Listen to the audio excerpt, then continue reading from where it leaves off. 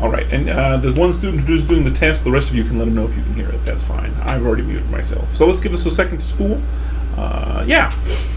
All right, let's jump on in. So let me put my tablet down. I don't need that anymore. Okay, so today we're going to do history basics, and more like I'm setting the groundwork for the history. After we're going to talk about code of conduct really quick.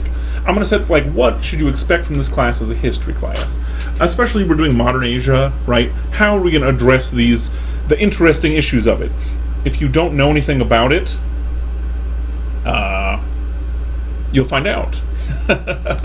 So, kind of what methodology we're going to use. And we're going to get into the prints. But before that, let me see here. Where is my PDFs? Yeah! Real quick, this class and my next class, we did not do the code of conduct yet. So we're going to blow through this really quick. I talked about it a little bit in the syllabus on Monday. But we still got to go over it, because this is like basically the behavior contract for the class. Both for Discord, and the Twitch chat, and how I generally hope you all will act. So this is what we're going for. Let me double check looks like we're good. Yeah, we're doing good. We're live. Great. Okay, so real quick, what's the code of conduct for this class? First, civil conduct. This is tied to words like civilization, civility, and civil compact. The ideas, all ideas that are focused on the ordering of public life, opposed to chaos, disorder, and anarchy. These will come up today in the prints, too. It's all connected, baby. It's wonderful. And the fundamental concept of having an alternate methods to violence, which is the use of language to interact in a peaceful way. And if you read the prints, if you already did read it some, you'll know Machiavelli would argue, sometimes we do need to use violence. However, learning in university is not one of those times. Like the joke I made in my other class. The way to solve violence in the old days is like the 2,000 years ago ancestors of mine who are German, they'd get in a bar, they'd drink at the bar and get in an argument, and then you solve it outside by a fight to the death. That is how you solve it. That's violence. So we're trying to avoid that in university. That's what civilization is. Next, respect as a principle. So the objective means and ends of how we study and what we study. Realize that there are purposes for the points brought up and the reason everything exists. Iterated institutional ideas may in fact contain effective and true ways of human action. So it's like the idea that we should respect the method of what we're doing, like, it works. There's a reason we learn the way we learn. It's not arbitrary, right? There's actually, like, we should respect kind of the ways we study, especially if they work historically. Like, it's up to somebody who's saying that doesn't work to prove it doesn't. Like, why would things be used? Why are they iterated? We should respect that, okay, perhaps they exist for reasons. Also, respecting the setting, that means the classroom setting. This includes an insistence on use of honorifics in verbal and written communication, understanding the role of students and professors, and each having their place and responsibilities. And as somebody made the joke, yes, if you're going to have your fight to the death over disagreement, fight after class, outside of campus. No, don't fight yet. I mean, we're not there quite yet. But okay, so for class, respect each other, but also respect the setting. And this is both ways, right? Like, honorifics with your professor and respect your professor, but also it's a respect back to you, right? So how does that work both ways? Obviously, it's easier, the up hierarchy is always easier to understand, right? But what does down hierarchy respect mean, right? Like me respecting y'all. It's me trying to provide a service, right? Like I'm trying to provide what you're paying for and your time, right? You're actually here. It's not just a checkbox. I mean, don't get me wrong. For some people, it is checkboxes, but it also is respecting that you might actually try to learn something, or we might get something out of this class, and I put effort into making this class, right? So that's what we mean by respect the setting. Respecting each other, it's the idea that people perhaps came to their conclusions in honest method, and respect the fact they can have a different opinion or conclusion from you, while still being valuable as a thinking human being. And this is even in a class where we're all going to be using the same data sets. Just because the 35 of us are using the same data sets there's no reason we're going to all hit the same conclusions, and respect that, right? It doesn't mean you agree. It doesn't mean you have to think they're right. But respect the fact that other people came to their conclusions differently than you, right? They're humans that came into it differently. Next, respect for the subject matter. This one is hard for a lot of modern people, so it's good to point out. The humans we're studying deserve respect in principle. They were moral actors, making choices to the best capacity possible. Every age has its blind spots. We do too, folks. And ethical choices that go against our current norms. These histories are still made of people who are very much like us. None of us exist in a vacuum, and all our ideas rest on the past. We stand on the shoulders of giants whether we like it or not. And even if you're an progressive evolutionist, 2,000 years is not enough time to actually fundamentally change human biology. So they're fundamentally us. on a biological level, even on a cultural level. They're not aliens. So something to keep in mind. Also, criticize ideas over people. Critique is part of learning experience. This includes critique that will address the ideas proposed by other students and professors. Does that mean you can critique the ideas Professor Zeiser talks about? Of course. That is part of a good university ivory tower course. However, we should focus on critique of ideas presented instead of persons themselves. It's not that you... Now, if this in logic, they love to say, "Oh, ad hominem, you cannot attack people. It's a fallacy." No, that's not true. If someone's character is related to the subject at hand, attacking character would make sense. The example I commonly use is the pedophile running for the school board. You should attack that person's character because it's relevant. It depends if it's relevant or not, really. And then finally, the goal of class. But yeah, don't call people names in class. That's, don't say they're dumb, poopy pants, right? Like, that's irrelevant to the idea. Next, improvement is the goal. Everyone is different, but we can all improve from where we've started. And this is just obvious, right? We don't all have exactly the same capacities in everything. It's just that is how reality is. All right, now some process foundations. And of course, any questions you have, except for fight jokes. The fight jokes are funny, by the way. I saw them. Social distance knife fights. Oh my goodness. Oh, it's funny. Okay, so first, starting at the kind of the process, the foundations. First, the word literally definitions. It comes from the Latin definite. If you don't speak a Latin language, Latin might be hard for you. Latin is pretty easy, actually. This is the finite limit to concepts, right? The finite. That's what definition means. Concepts without which we cannot communicate as humans. It demonstrably works in the fact that besides insane people and people with psychosis, we can communicate and build community a majority of the time as humans. One could say that issues recently rise from a lack of precise definitions, so we can no longer communicate. So words are finite. They have definitions we will be using. They are not infinite, right, without limit. Otherwise, it's not a definition, right? It's the opposite of one. I point this out because we need definitions before logic. Without definitions and their meaning, logic cannot be built. All complex concepts, aka what we do in the university, and any kind of knowledge seeking, requires agreement of definitions that build on logic on top of it. Next, logic itself. These are systems of thought built on previous ideas in a provable way, founded on first principles, values. Logic holds all systems of thought together. While they are consistent, they don't always agree. They can be different. For example, individualism, collectivism. So we're doing a lot of Asia, right? And we're in a Western country. Asia, vast majority of the time, almost always, tends to be collectivist societies.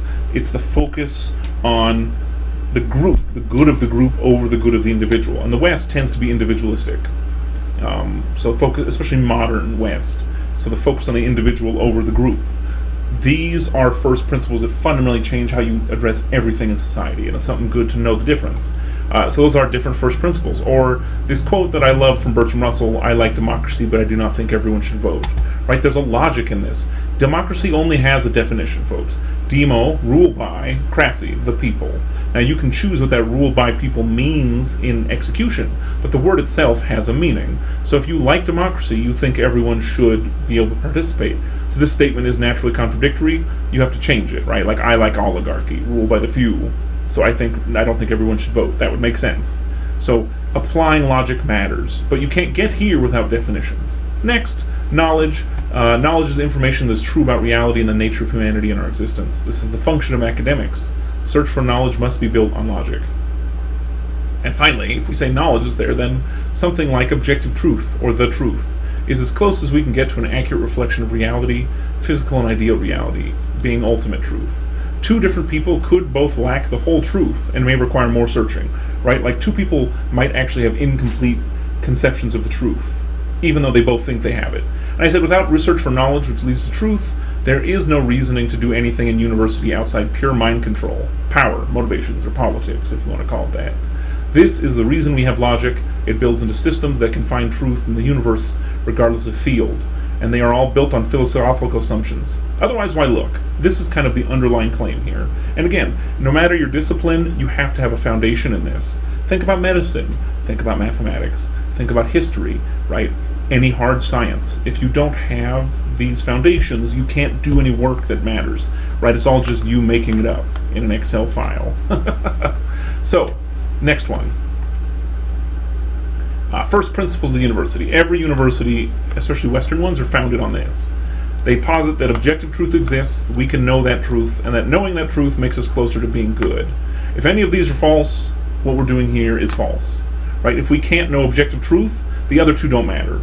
Or if we can know objective truth, if objective truth exists but we can't know it, the university is still useless. And even if the first two are true, but knowing the truth doesn't make our life better, then we still shouldn't be here, right? We should plagiarize our degrees and do lots of drugs, and live a hedonist life. But here's the thing, that has costs. So perhaps there is something good to know. And I want to there's an editorial note here you can read. I've read this like 4 times in 2 days. But everything here is a humanistic scientific claim that is correlated from just classic good teaching principles and actually the university constitution. And you can't really separate the two and have a good class.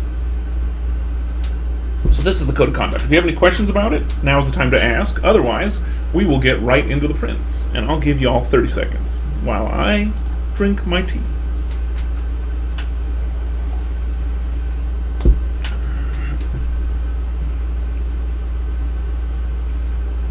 I do not see any questions. I just see the fight jokes. Let's see. All right, yeah, okay. No questions. That's cool. I don't mind.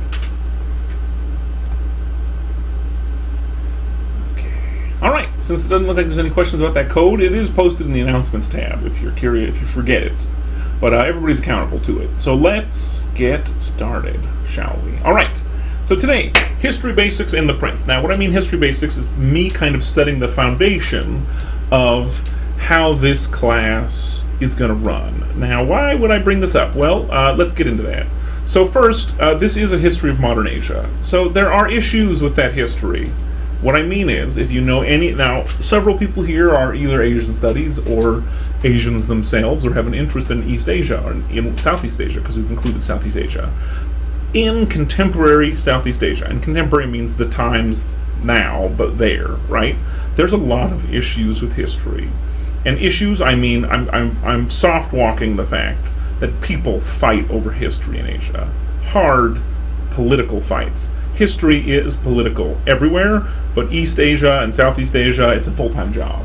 And so for example, one big area people fight over, I'm gonna get my laser pointer, hold on. Yeah. Textbooks, if you don't know anything about this, basically Koreans, Japanese, and Chinese, full-time, fight over textbooks in each other's schools.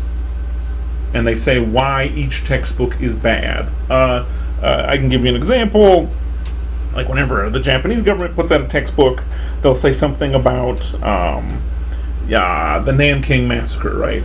And if they call it something that's not like the Great Slaughter of Nanking, the Chinese always get pissed. Or if the Japanese write a textbook about Korea, right, and they don't talk about the colonialization way the Koreans like, the Koreans will complain. Or if the Chinese write a textbook that the Japanese or Koreans think is a little bit racist, they'll complain. So this is a constant fight in East Asia today, and we can't teach this class without at least acknowledging this is a real fight. Somebody says, yes, I've heard the rape of Nanking, exactly. There's lots of, somebody wrote that in the chat. Yeah, exactly, there's lots of names for it, and if you pick the one somebody doesn't like, they get angry. And it's a political fight about history. A big fight in the 20th century too, from the 20th and 19th century, is historical responsibility and guilt. This is a constant merry-go-round of who is responsible for bad actions and who is the true villain.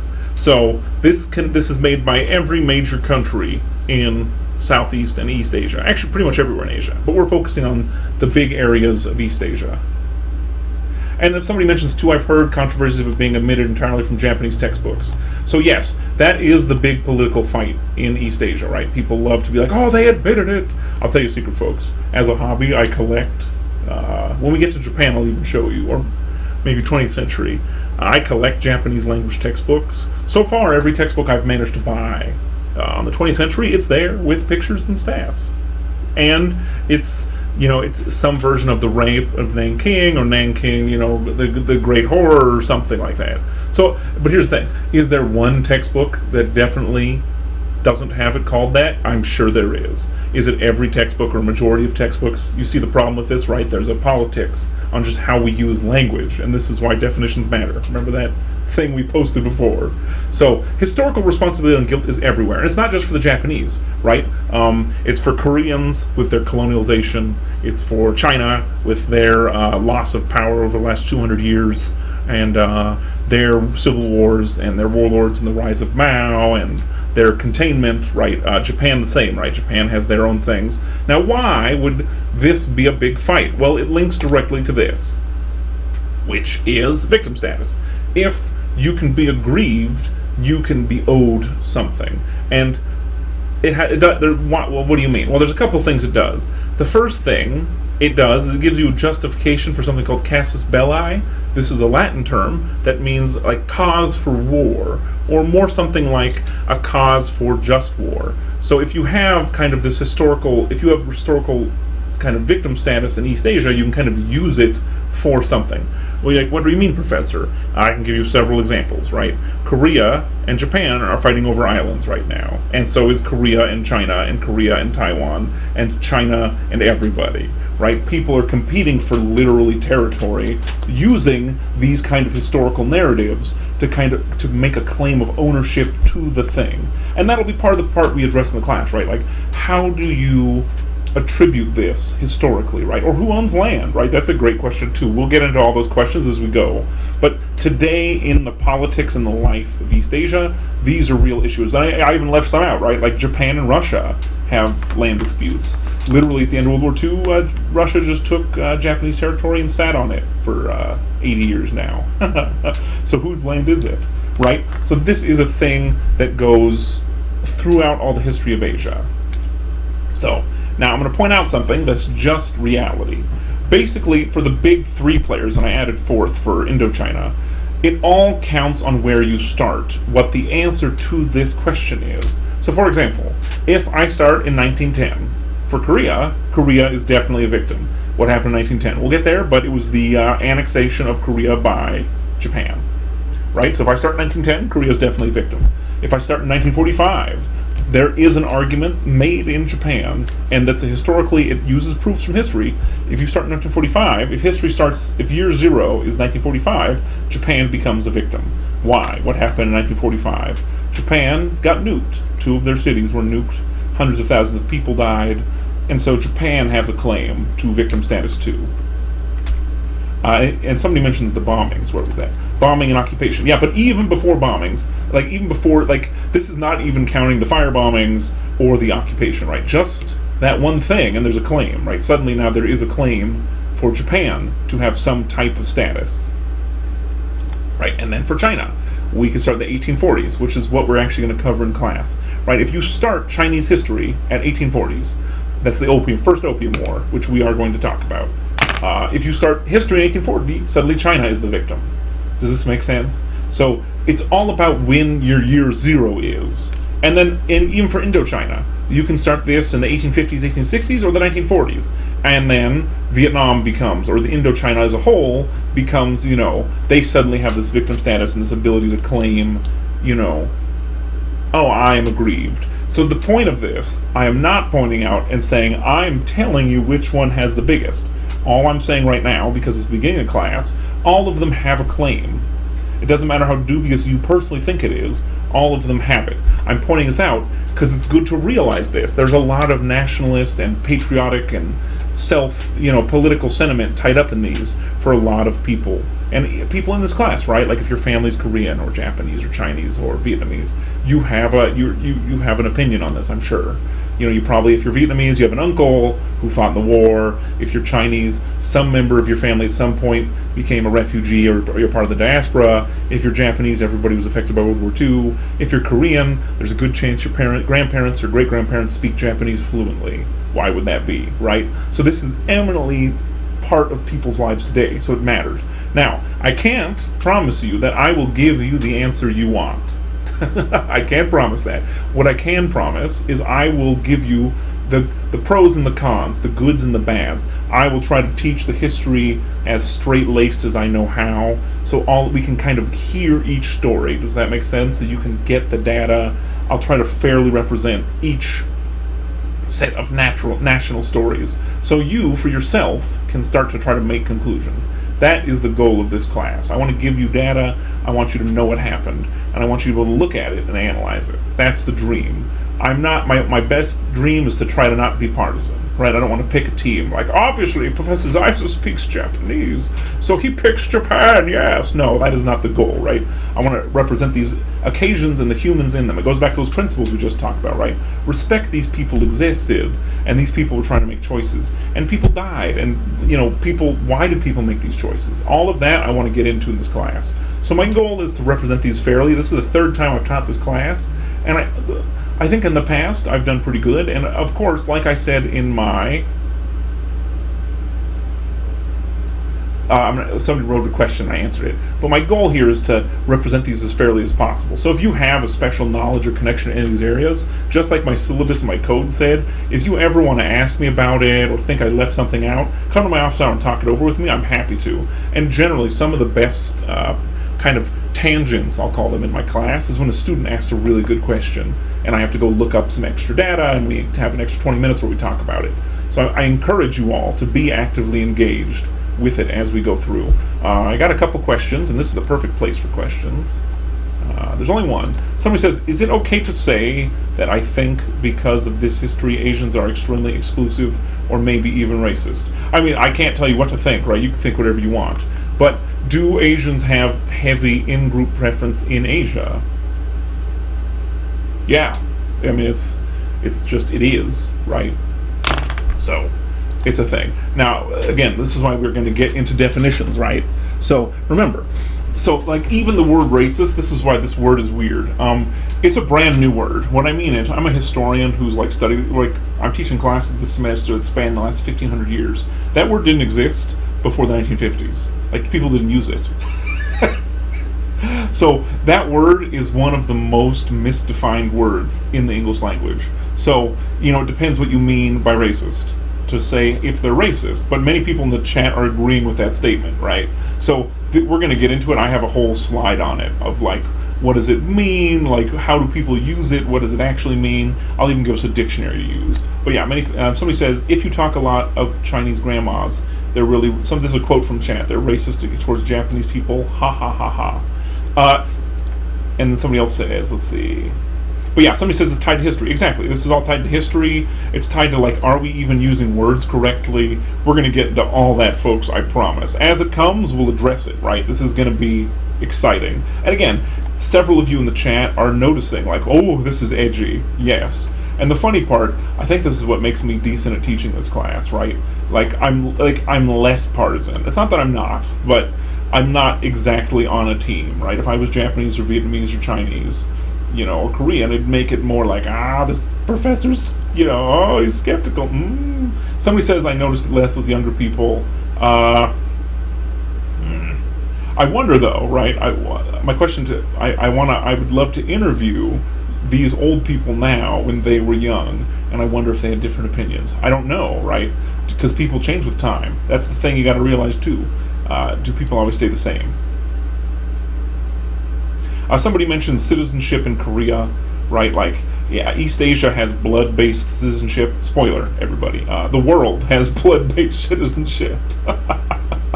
If you don't know. Europe is the same, most African countries are the same, most of Asia is the same, right?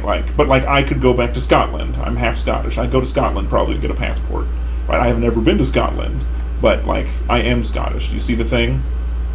Somebody says, is there a chat in Twitch? Yes, there's 2 chats, and I'll respond to either one. I mean, I even get private messages sometimes, so I'll respond to any good question I get. But yes, so many of you are hitting this kind of, I don't want to do that. Many of you are hitting this kind of, this is the fun controversy of the class. It's also the landmines, right? But I'm going to be as fair as we can be, and we're going to address these issues as we go forward. It's part of the kind of excitement, but it's also it's explanation. I want to show you people and everybody in the class, oh, this is why we have this animosity, or this is why people have a heavy in-group preference, right? This is why they prefer their own place, or they want to keep people X or Y out. It's good to understand these people. And again, that's why I did the code of conduct today. It's this idea we should respect these people making these choices, both contemporary and the past. They're still humans, right? Why did they do it? Now, the kind of, going back to the slide, right? Kind of the historical fighting for your own team answer is always, oh, every group of mine is especially evil. Okay, so perhaps that is true, but perhaps it is not true. We will find out in this class. It is going to be exciting. Ooh, this class is so edgy. I love it. Not you guys specifically. I mean, don't be wrong. I'm sure y'all will be edgy. But it's an edgy topic. And this is part of the excitement. I mean, let's be honest, folks. It's one reason we're starting with Machiavelli. If you haven't read him yet, he is also like... Should I say very edgy? Yes, very edgy. So even Sun Tzu is edgy. We'll get into him too. Any questions about this before we move on to Machiavelli? And I'm just drinking some water.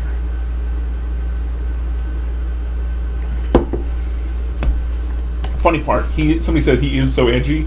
He's actually less edgy if you read his other book. I have it here, Discourses on Livy. If you read Discourses on Livy, and he actually has an Art of War too. There's actually Machiavelli's Art of War, and then he has a History of Florence, I think. If you read all 4 of his books, it's much more balanced. But it's hard to see if you only read a short little dinky book where he's trying to get promoted.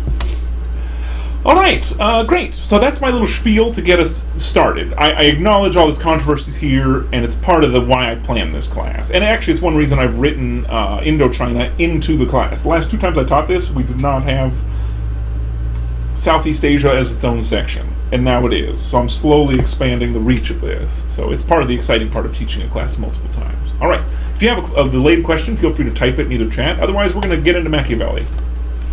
All right. And if you had the syllabus, literally I just wrote The Prince. That's what I wrote on the syllabus. So you had to interpret how much you thought I was going to cover today. So before we get started, we are going to get into the setting of Machiavelli. Where it takes place, when, does that matter? And I'll tell you a secret, actually. When I was a university student, I loved to skip introductions. What I mean was, I was I was basically ancients and classical Europe. Bachelor's of history as an undergrad, and I think I must have read 50 primary sources like this, right? Books written, just a translation of a person from the ancient world. And after about 10 of them, I just stopped reading introductions. Now, why was that fine? Because my focus was the ancient world. But if you know nothing about Renaissance Italy, the introduction is very useful on kind of working us into who is Machiavelli, what is his setting, what are we doing here, etc. So, we are going to get into this today. So the setting of Florence, the introduction deals with this. What do we learn from it? And also Machiavelli. But let's get into the setting first. So 14th and 15th century Italy is the time called the Renaissance. Hopefully you've heard of it. This is technically not a class where I have to teach about the Renaissance, but you should know about it. A short version, it's basically the rediscovery of the entire Greek and not the entire, but a vast majority of the Greek canon and the Roman canon. So people started to study classics again as a field of study, and they felt like, oh, we can find truth here. There's a lot of factors for it. Literacy, kind of the secularization of the Catholic Church, if you read the book, you realize the Pope is literally a general or a prince.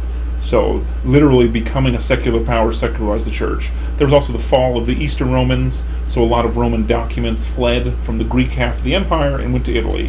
Combinations of all of these. So, Florence in itself is a republic in this setting. So it's a city with an area around the city that's its own country, right? It's a city-state. So we have republicanism in Italy in this time period. And I've already kind of talked about it, but we'll tie it in here too. And Florence is huge for art in this time period in culture and trade. Italy in the 15 and 1400s is just total freaking chaos. And if you only read the first 30 pages of The Prince, you got it, right? France is invading, the Pope is invading, there's a guy called Caesar Borgia, who the heck is he? What the heck is going on? All these cities are fighting each other, they're getting conquered and unconquered.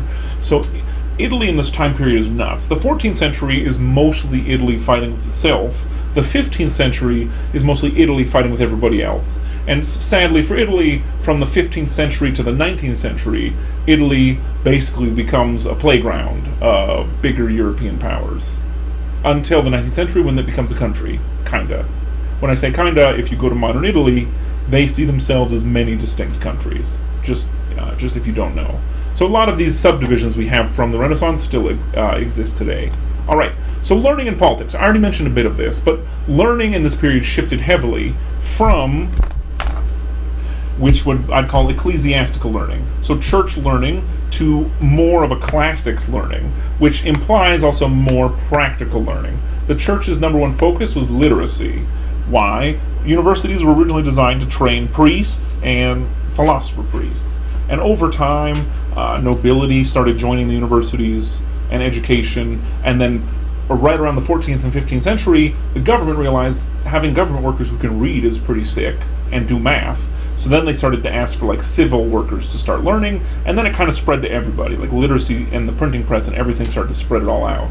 And this also, Italy had a heavily active politics. What we mean is, like, there was a political life, right? People were invested in what was happening in the politics of their city or their state or their kingdom. I was about to say nation, but the whole nation idea, it is definitely there. There's a lot of modern historians who say nation idea did not yet exist. Okay, folks, I'm going to spoil it for you. The most read book in the West of all of history is called the Bible. The Bible literally talks about nations in there. It's a Bible word, right? If it's in the Bible, they knew what a nation was. They're not dumb. But nations didn't exist in like the 1800 sense of the word exactly. Like a nationalism sense. But nations still did exist. It's more like, but in this time, if you said nation, it means like peoples, if that makes sense, right? Like your group. So we're talking about the Japanese, the Koreans, the Chinese, right? It's like, that's your people or your nation. Although, let's be honest, with every single one of those categories I said, there's so many sub-nations, right? Like in the 1500s, if you're in Japan, you're your province, that's your nation. Or if you're in China, you're your region and your ethnicity. Korea, yeah, no, Korea was pretty subdivided too, right? So it's just how it is. And same thing with Vietnam, right? There's like, if we talk about Indochina, I think there's like, just of the Vietnamese lowland groups, there's 4 major subgroups. Somebody asked a great question. So would you say the term quote-unquote nation changed in definition? The reason I ask is the whole argument about that quote-unquote nation being birthed in the Treaty of Westphalia. Yes. So remember I said definitions mean something? So people will conveniently redefine words like nation to pretend it never existed before.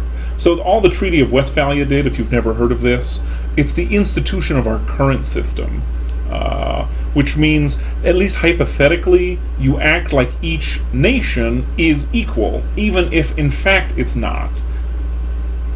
That's what the Treaty of Westphalia kind of added as a principle to world diplomacy. That's why it's something like the UN exists, or like embassies exist, and you treat the other nations like they at least have some right to equal dignity, even if they don't have equal power. That's what the Treaty of Westphalia made. And that was a big civil war in Germany between Protestants and Catholics, where nobody could win. So they were kind of forced to acknowledge dignity of their enemies.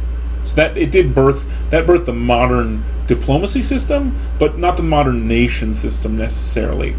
People blame the American and French and South American revolutions for that.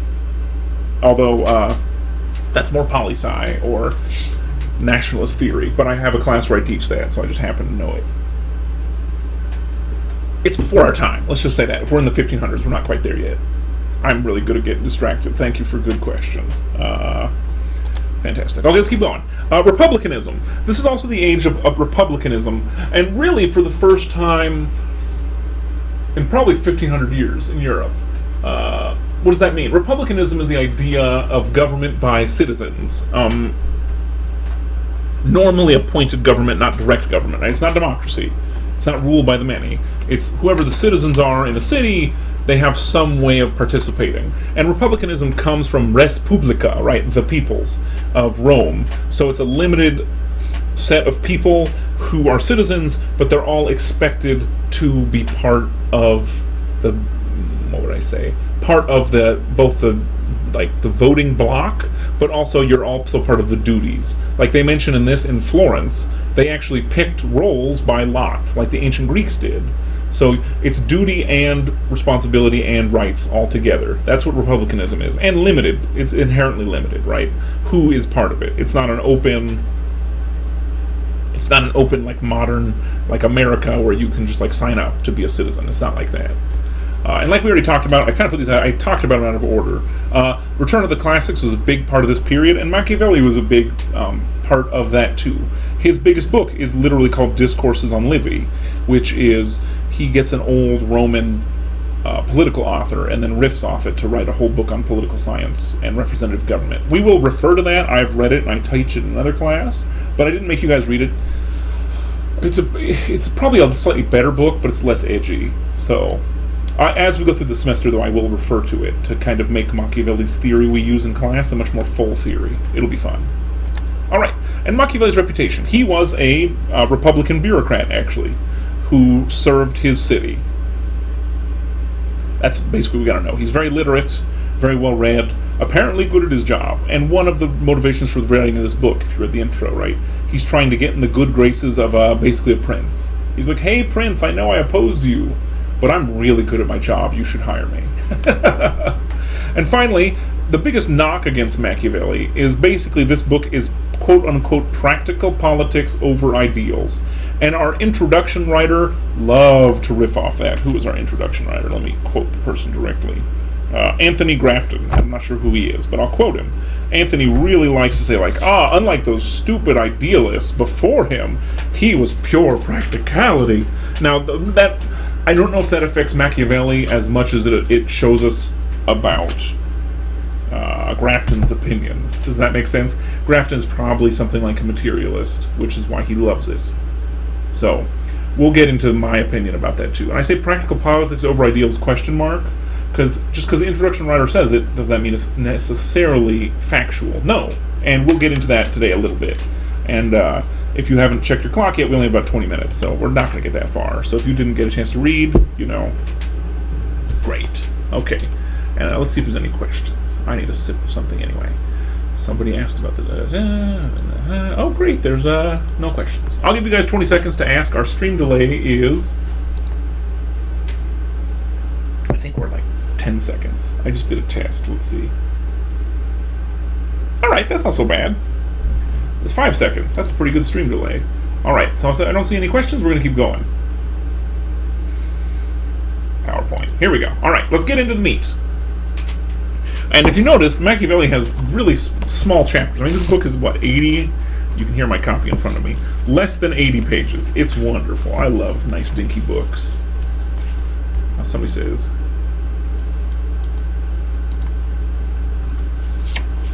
A couple questions. Somebody asked how influential was Machiavelli in his time? Or is it mostly an after his time thing? We definitely know people read Machiavelli, but his is for sure in his time, people literally he was being in the introduction it talks about a little bit, but if you don't know who these people are, it's not that clear. But he was actively, other political scientists were having arguments with him in his time. So he was controversial in his time and only grew in reputation afterwards. I mean, he's an adjective now. That's how influential he is. So very. Somebody says, if we're doing notes for the prince, when do we turn them in and where? Before the end of the semester, and the where is any cloud server, except for maybe Dropbox. So you can use the university's OneDrive or Google Drive or something, and then just send me the link. So yeah, very influential, very controversial in his own time and after. He wasn't an artist who got famous after dying. He was famous while he was alive. That's a good question. All right. So let's get into it. And I love his chapter names. Very clear. He's a nice guy. He does a good job here. Okay, so they're called chapters. They're basically subheadings, right? So the first one, and this is one paragraph, I love it.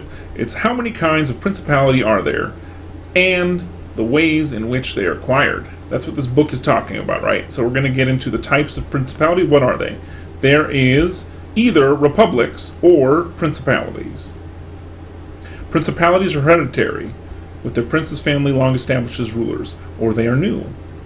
The new are completely new, as with Milan, of a guy, Francesco Forza, or they are like limbs joined to a hereditary state of a prince who acquires them, as the kingdom of Naples in relation to the kingdom of Spain.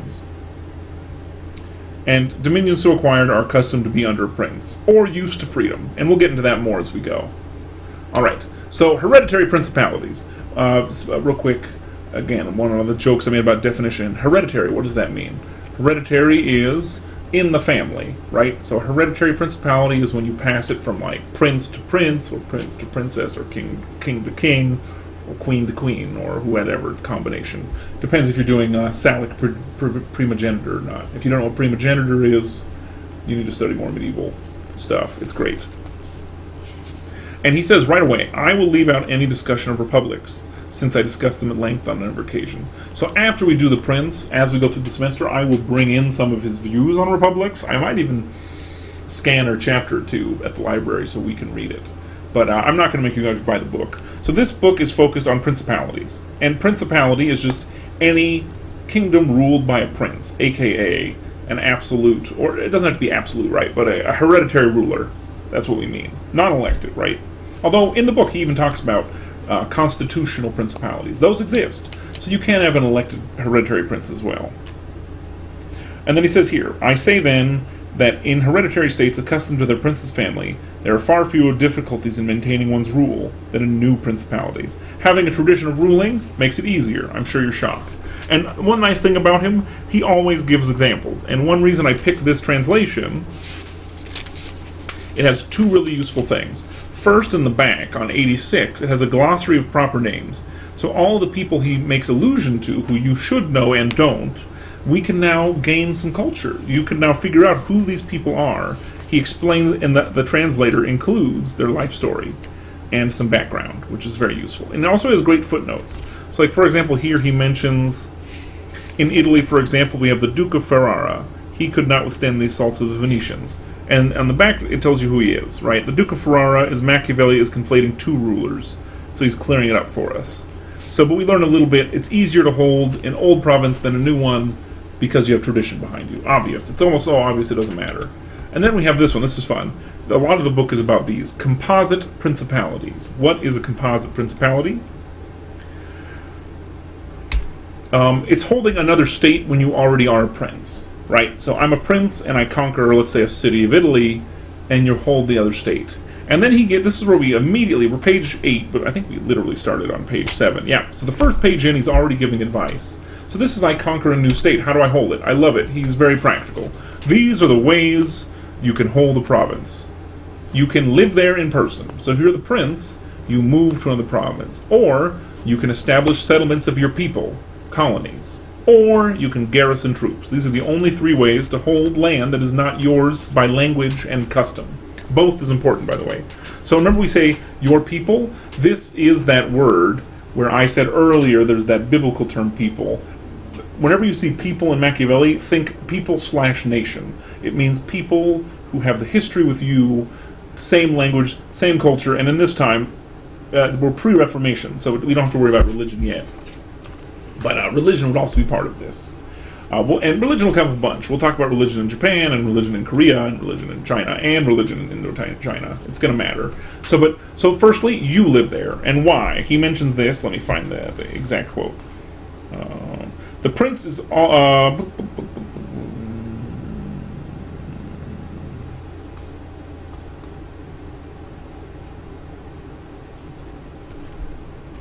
reading my notes here. So I have a quote I wanted to read. Let's read this. So, yeah, this is great. So, but yeah, I missed the quote. But basically, the reason he points this out is living here in person is, if you're there, your administrators basically can't be corrupt because you're just watching over the shoulder, or you are the administrator, right? And then the people in that new place feel you give a crap, which matters. Also, you can establish settlements for your people. He mentions this is by far the cheapest, right? This saves you a bunch of money, which, I mean, who doesn't want to save money, right? And this is on 10. Oh, yeah, here's the quote I wanted. Oh, yeah, but he says, when states are acquired and provinces differing language, customs, and institutions, then difficulties arise. And hold, you have to be very fortunate and very assiduous. That means work hard. Oh, and the quote I wanted to read, there's one here. He mentions, for always, no matter how powerful one's armies, in order to enter a country, one needs the goodwill of its inhabitants. And this is going to come up, by the way, in all 4 of the areas we're going to study in this class. Now, he mentions why it matters, living. And for the living there in person, here's the quote I wanted. And besides, this policy, which is living there in person as the prince, prevents the conquered territory from being plundered by one's officials. And subjects are satisfied because they have direct recourse to the prince, so they can come complain to you. He says the other superior expedient, this is on 10, is to establish settlements in 1 or 2 places. These will, as it were, fetter the state to you. So by moving your nation to another nation, you're connecting it to you by this groups of your own people there.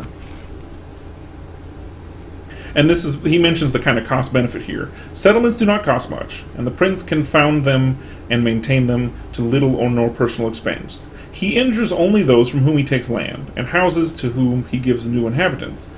And those victims form a tiny minority and can never do any harm, since they remain poor and scattered. So it's cheaper to just move your own people, and you just take the land from the people who used to be there and give it to some of them. And of course, the people you take it from will be pissed, but now they're broke, and there's not very many of them. So it's worth the price, which is basically free. And then finally, you can garrison troops, and he mentions a bunch about this. Let me see.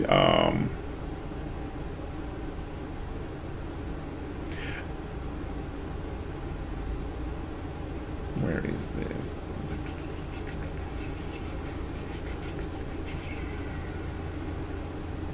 Oh, and he mentions the problem with an army. You can do this, but basically the problem is someone who is defending their own homes is always better. And he says the means of defense it is useless as colonialization is useful. So he says here, if, however, instead of establishing settlements, the prince sends in troops, the expenses are far higher, as all the revenues have to be devoted to the defense, and the gain becomes a loss. And you do way more injury, and you harm the state. It's much better to do colonies, in Machiavelli's opinion. And so yeah, don't garrison troops. What do I have under this? Oh, I do. And this is a point he makes too, and this will come back in all of our subsequent countries we study. He mentions, to conquer, you should protect the weak and suppress the strong. And he says here, all you have to do is watch is that they do not build up too much strength and too much authority, and with his own strength and their support he can easily hold down those who are powerful and make himself in everything master of the country. So you support the weaker factions in the area you conquer, and you suppress the strong factions, and then it's easy. The people who are weak need you, and the people who are strong can't beat you plus the weak factions. And he always loves to use historical examples, and from 11, 12, 13. 11, 12, 13, he gives a bunch of examples. So Romans did this in every single country they conquered. They were invited in by a weaker power, which they protected against their stronger neighbors, and then eventually were able to subjugate the whole areas. And again, this will keep coming back. I mean, this is literally how the British conquered India.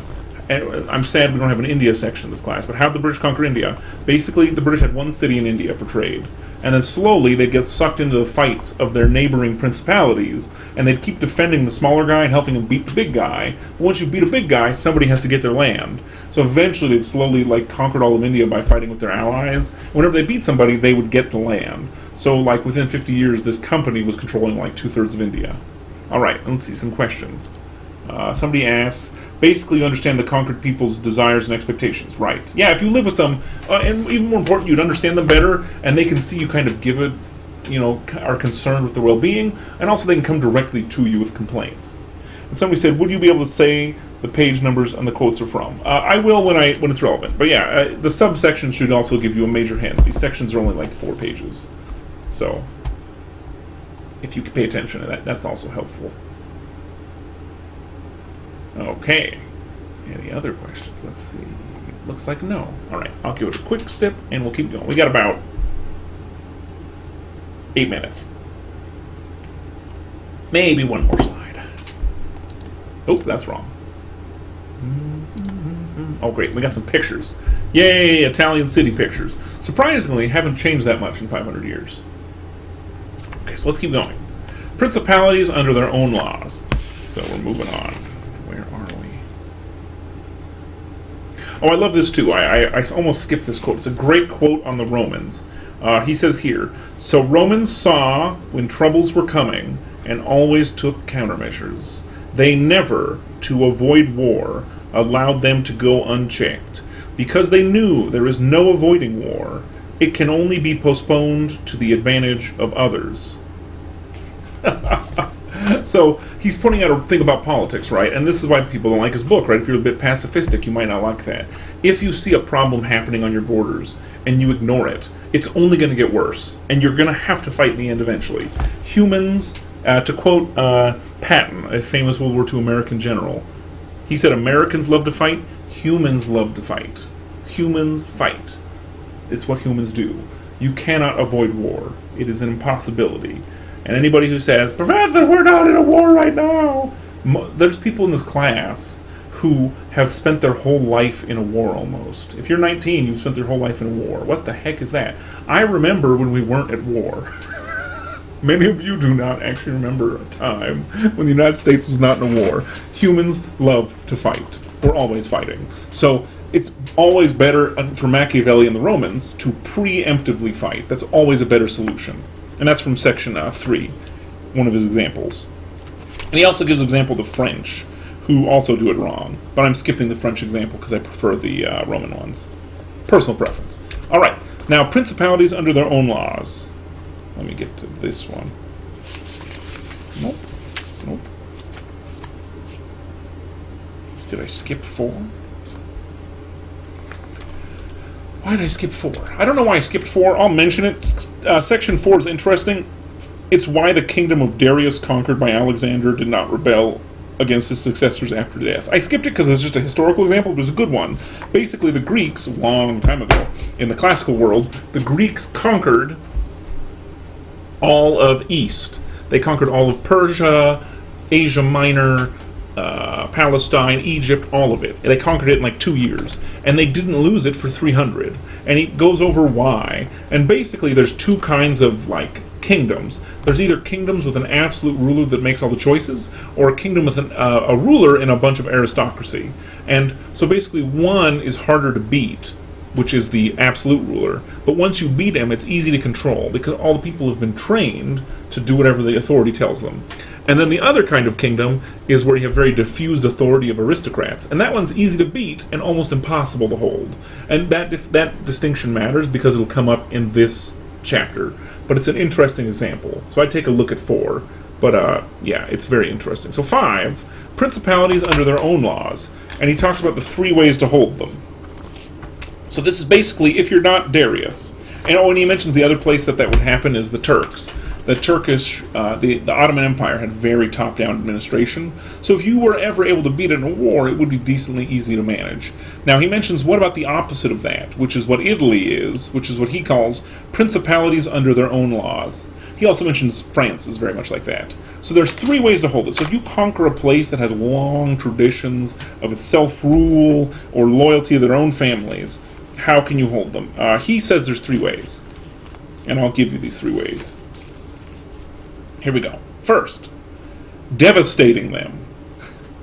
What does devastating them mean? Just killing them all. My goodness, just wiping out majority.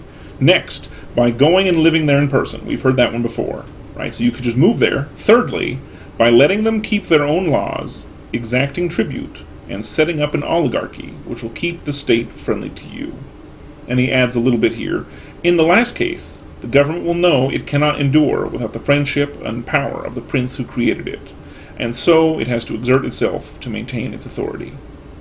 And he mentions this too. A city used to freedom can be more easily ruled through its own citizens, provided you do not wish to destroy it. That in any other way. Now he points this out, because this is a common strategy. He mentions the Romans, in ordering to kill Capua, Carthage, and Numidia, and Carthage and Numidia in North Africa. Capua was in Italy. They destroyed them, and so never lost them. When we say destroy them, destroy means they literally salted Carthage. It was their classic enemy for 400 years. Once they finally won, they sieged the city, sold everybody in the city to slavery that they didn't kill, and they burned the city to the ground, and they salted the fields. That is what devastate means. And here's the thing, if you do that to your enemy, he will never come back. What's wrong with that?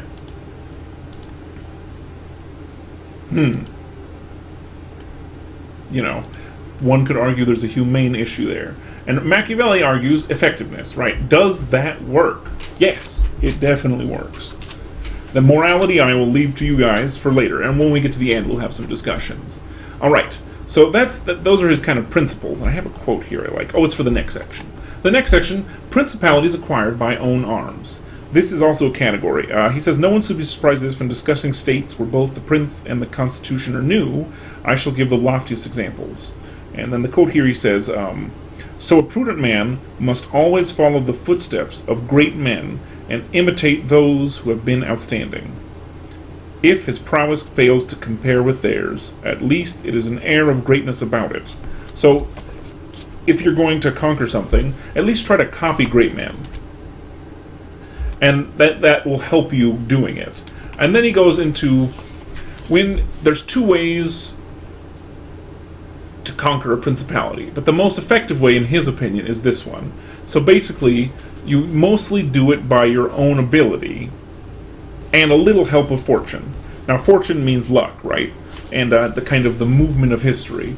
So the best way to do it, and he gives a bunch of examples. He uses Moses, Cyrus, Romulus, and Theseus. Moses is from the Bible, right? He led the Israelites out of Egypt. Cyrus founded one of the Persian empires.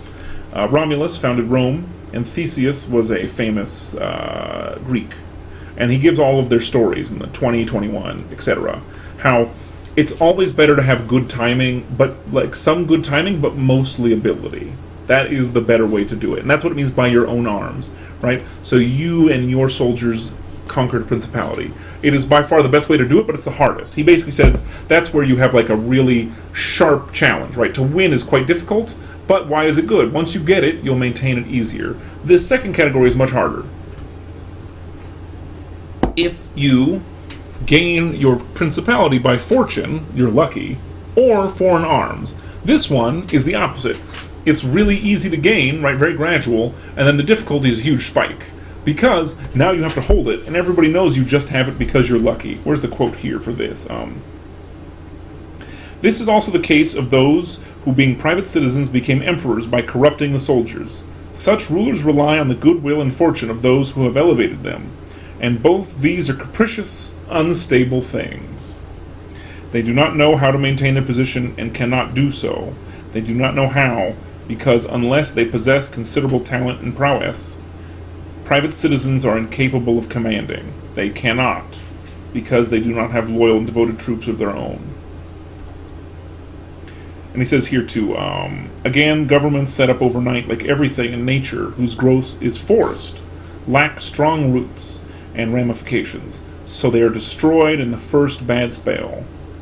This is inevitable unless those who have suddenly become princes are of such prowess that overnight they can learn how to preserve that what fortune is suddenly tossed in their laps.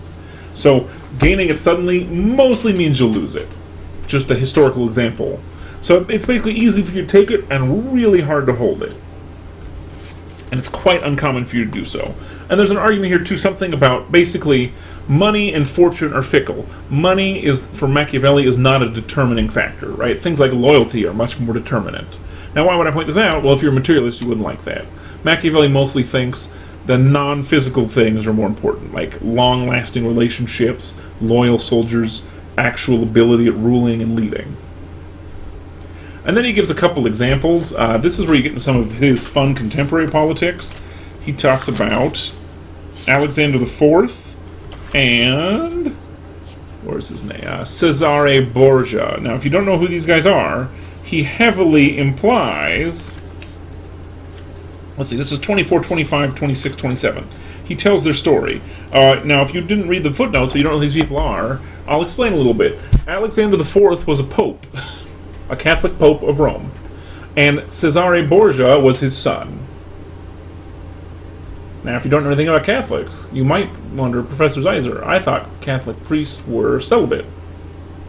You'd be right, except for many Italian popes in the Renaissance. So the Pope Alexander used his ability he basically used foreign arms and fortune to give Caesar Borgia a bunch of advantages so he could become a king on his own right in Italy. And Caesar Borgia was so good at his ability, he almost did it. And what prevented it? Well, his dad died too fast, who was the Pope, and then he got a Pope elected who wasn't very favorable to him. That sucked. And then literally when the crisis happened, he got sick for 6 months. Everything else, he was ready to go. He could have been like king of all of Central Italy, but he got sick. So that's what we mean by fortune, right? Fortune is fickle. Everything in your life can change all of a sudden. And we're out of time. I should stop here. So okay, we only made it to Coming to Power by Crime. A fun one. So if you haven't read yet, or you only got this far, we will start next class here at Section 8, Coming to Power by Crime, and we'll finish Machiavelli. And probably next week we'll start on